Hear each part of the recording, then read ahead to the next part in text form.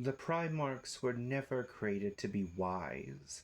A wise man who sees all eventualities might never leave his hovel, agonized by the burden of choice and fear of making the wrong one.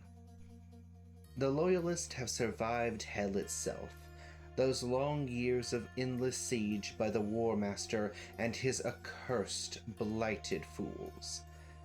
But not everything is so sunshine and rainbows, as Terra is now in complete ruins.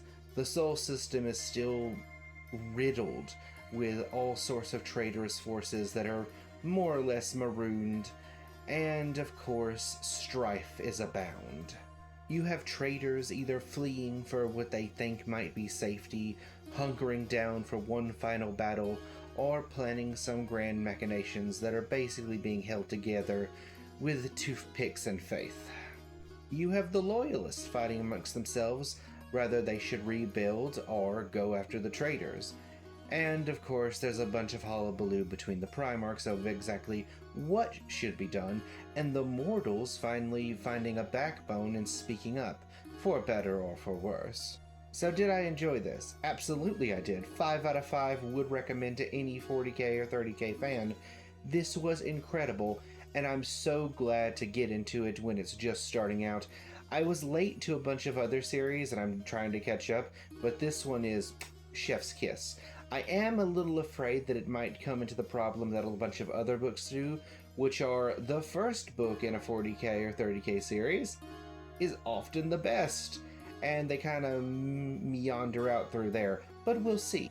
Gilliman in this book, just like in 40k, remains herding cats. Like, he's keeping everything together with logistics and a dream.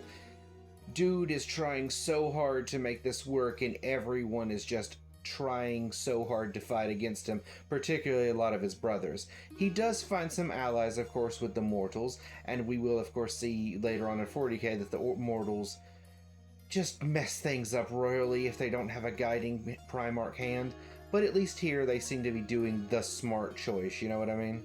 I also love how we get to see Vulcan at the beginning being the purifying flame, just going around dealing some justice at long last.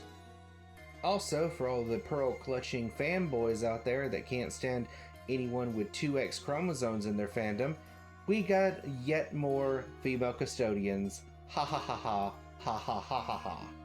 This book mainly covered the early days of Reconstruction, how the Space Marines went from being, mostly human, just souped up, to being, no, they are now machines, or at least weapons, and a good chunk of their humanity is taken out of them.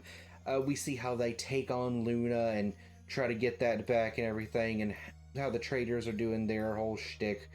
I imagine the next book in the Scouring series is going to be Mars, and I'm so excited for that. Here's hoping we get a little bit of Belisarius in the past in that one. But like I said before, highly recommend this one. 5 out of 5. Please do yourself a favor and read it as soon as possible.